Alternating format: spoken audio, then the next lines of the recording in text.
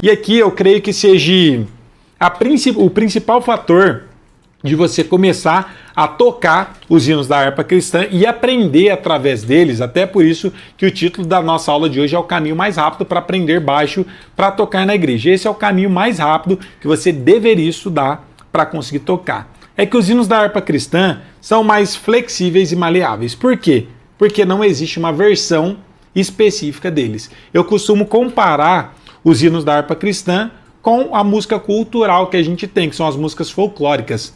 Os hinos da harpa cristã é a música folclórica que a gente tem cristã. Por quê? Além dela cantar a história da música, elas são músicas que não existe uma versão específica. Então, se eu pegar para mim tocar um hino, por exemplo, utilizando essa teoria, essa técnica que eu falei para vocês, do método que eu desenvolvi, que é o método função TSD.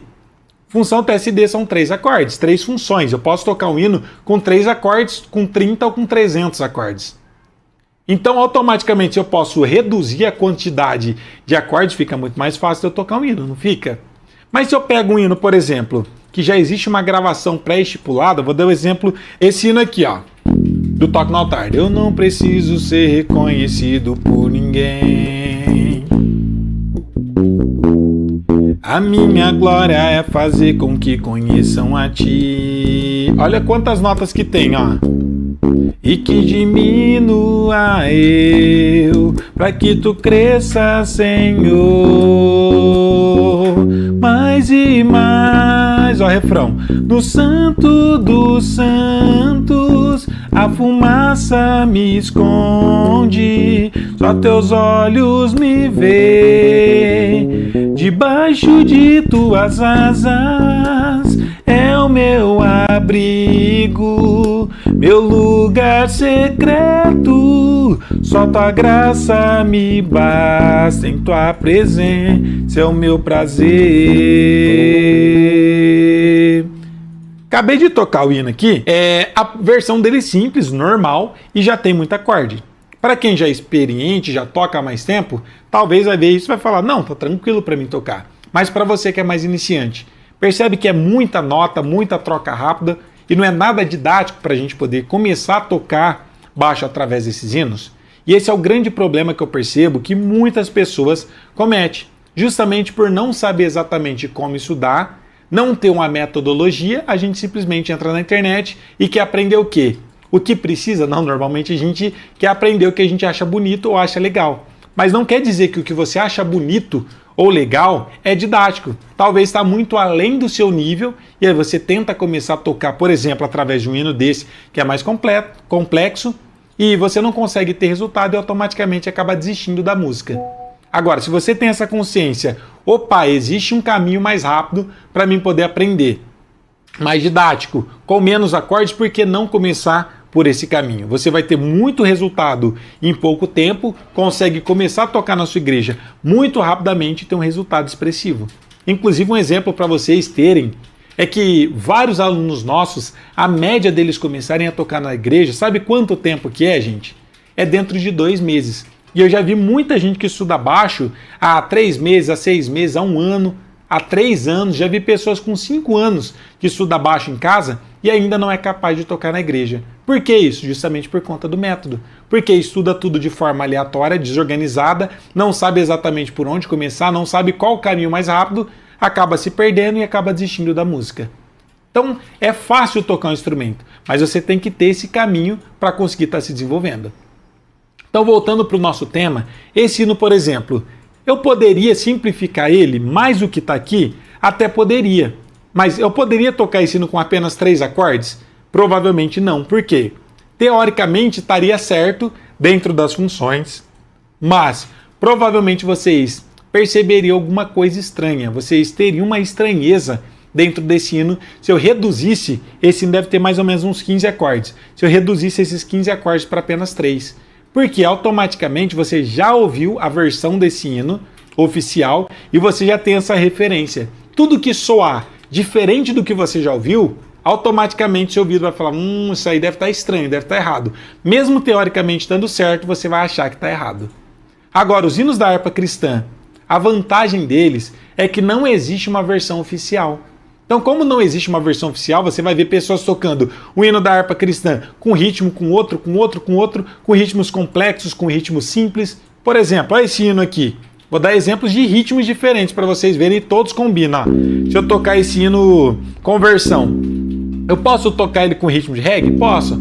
Ó, consegue eu andei e perdido vaguei, longe, longe do meu Salvador. Mas do céu ele desceu e teu sangue verteu pra salvar o tão pobre pecador. Vai funcionar, por quê? Porque não existe uma versão. Qual que é a versão oficial desse hino? Não sei, não existe uma gravação oficial. Muita gente gravou e cada um num ritmo diferente. Poderia tocar em samba. Ó, consegue eu andei e perdido vaguei, longe, longe do meu Salvador. Mas do céu ele desceu e teu sangue verteu pra salvar um tão pobre pecador.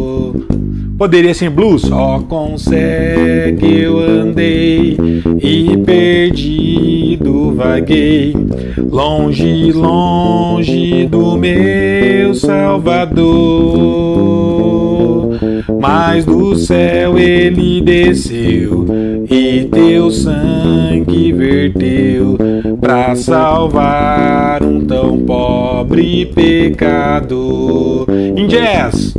Foi na cruz, onde um dia eu vi meus pecados castigados em Jesus. Foi ali pela fé e meus olhos abri, e agora me alegro em sua luz. Poderia ser vários ritmos em rock. Ó, consegue eu andei e perdido vaguei, longe, longe do meu Salvador. Mas do céu ele desceu. Vários ritmos. Como também eu poderia tocar com ritmo simples. Por exemplo, pop lento.